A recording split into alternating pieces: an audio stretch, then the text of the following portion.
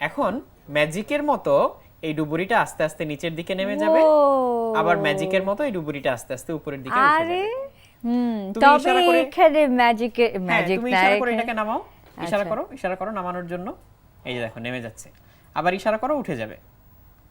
আরে আসলে কি এখানে কোনো ম্যাজিক আছে নাকি সায়েন্স? না, এখানে ডেফিনেটলি অবশ্যই সায়েন্স। হ্যাঁ, তাহলে এখন আমি এটাকে টেবিলের উপরে রেখে এবার জিনিসটা ব্যাখ্যা করি কেন কাজ করে। আচ্ছা, তুমি যদি খুব সাবধানে আমাদের ডুবুরিটার ভিতরে তাকাও, এই যে আমি একটু উপরে তুলে ধরছি, এই যে আমাদের এই ডুবুরিটার ভিতরে যদি তুমি তাকাও তাহলে দেখতে পাবে এর ভিতরে বাতাস আছে। হ্যাঁ, এবং আমি যদি আস্তে আস্তে চাপ দেই বাতাসটা ছোট হয়ে যাচ্ছে, ও বাতাসটা ছোট হয়ে যাচ্ছে, ছোট হয়ে যাচ্ছে, এই যে ডুবুরি ডুবে গেল।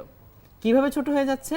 আমি বোতলের গায়ে চাপ দিচ্ছি আসলে, ও তখন ভিতরের বাতাসটাও আরো কমপ্রেসড হয়ে যাচ্ছে। আমি এই বোতলের গায়ে চাপ দিলে এর ভিতরে বাতাসটা ছোট হয়ে যায়, কমপ্রেসড হয়, এবং ডুবুরিটা তখন আর ভেসে থাকতে পারে না, নেমে যায়। খুবই ইন্টারেস্টিং। ছেড়ে দিলে আবার উল্টো ঘটনা ঘটে। এবার তুমি করে দেখো জিনিসটা। আচ্ছা, ওকে, জোরে জোরে চাপ দাও, তাহলে এটা নেমে যাবে। এই যে আরে এমন কি তুমি যদি এই চাপটাকে কন্ট্রোল করতে পারো ঠিকমতো, তাহলে তুমি ওকে মাঝামাঝি একটা জায়গায় ভাসিয়ে রাখতে পারবে, এরকম একটা জায়গায়। দেখো আমাদের ডুবুরি এখন মাঝখানে ভেসে আছে, তাই না? কাউকে যদি আমরা এই এক্সপেরিমেন্টটা ফর দ্য ফার্স্ট টাইম দেখাই, ওদেরকে কিন্তু খুব বোঝানো যাবে যে আমি Magic, একদম তাই না? টেলিপ্যাথি ইউজ করে তারপরে হলো এটাকে নামাচ্ছি উঠাচ্ছি। এবার বলি এই ডুবুরিটা আমরা কিভাবে তৈরি করব। হ্যাঁ। এই যে স্ট্রয়ের যেই জায়গাটা বাঁকা হয়, হ্যাঁ, ওই জায়গা থেকে আমরা একটুখানি কেটে নিব। আচ্ছা, কেটে নিলে কতটুকু সাইজ হবে? এই যে এতটুকু, মোটামুটি 1 ইঞ্চির মতো। ওকে, তাহলে এইটুকু আমরা কেটে নিব। নিয়ে এটা তো এরকম ফাঁকা হয়ে যাচ্ছে, তাই না? তাহলে এটাকে একসাথে ধরে রাখার জন্য তুমি ছোট্ট এক টুকরো টেপ ইউজ করতে পারো। যে এরকম একটা টেপ, আমি এই টেপটা দিয়ে এর দুই পা একসাথে বেঁধে দিচ্ছি। তাহলে এই টেপ দিয়ে ওর দুই পা একসাথে জুড়ে দিলাম। আচ্ছা, তাহলে এখন আর ওরা আলাদা হয়ে যাবে না। এই যে একদম একসাথে শক্ত হ্যাঁ, আছে। এরকম একসাথে শক্ত হয়ে আটকে থাকবে। এবার যেটা করতে হবে, আমাদের কিছু কালারফুল পেপার ক্লিপ লাগবে। পেপার ক্লিপের যে ছোট অংশটা সেটা আমরা এই যে পাইপের একপাশে ঢুকিয়ে দিব। হ্যাঁ, আরেকটা পেপার ক্লিপের যে ছোট অংশটা সেটা আমরা এই পাশে ঢুকিয়ে দিব।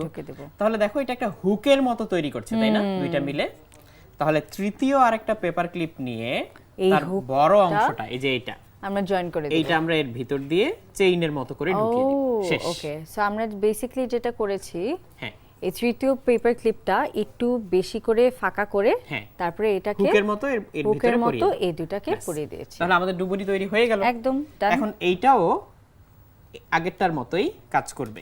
আচ্ছা, আমরা আমাদের এই নতুন তৈরি করা হলুদ রঙের ডুবুরিটা পানিতে ডুবিয়ে দিচ্ছি, আর একটু বাড়তি পানি দিয়ে উপরের ফাঁকা জায়গাটা পূরণ তারপরে করে বোতলটাকে টাইট করে হ্যাঁ, আটকে দিতে হবে। বোতলটাকে খুব টাইট করে আটকে দিতে হবে। এই যে টাইট করে আটকে দিলাম। এখন এই বোতলটা তো আরো বড়, হ্যাঁ। আরো লম্বা, তাই না? তাহলে এই দেখো আরো লম্বা সময় ধরে ডুবুরিটা নামতে পারে, আবার লম্বা সময় ধরে ডুবুরিটা উঠতে পারে। খুব ইন্টারেস্টিং হবে না আমরা যদি এটার উপরে একটা মাছ বা কিছু একটা হ্যাঁ, এঁকে দিতে পারি, তাহলে তুমি কিন্তু দেখে চাইলে- পুরো মনে হবে একটা অ্যাকোয়াটিক ওয়ার্ল্ড এখানে কাজ করছে। তুমি চাইলে এর গায়ে ছোট্ট একটা কাগজে মাছ কিংবা অন্য যে কোনো কিছু এঁকে দিতে পারো, কিংবা একটা ডুবুরি এঁকে দিতে পারো। বা আমরা এই যে পুরো বোতলটাতে যদি এরকম একটা সি এর স্কেপ হ্যাঁ। করতে পারি, যে নিচে উপর দিয়ে ছোট্ট একটা কালার করে পাথর মার্কার দিয়ে, কিংবা একটা গাছ, একটা ফুল এরকম রেখে দাও, সমুদ্রের নিচের দৃশ্য তৈরি করতে পারবে।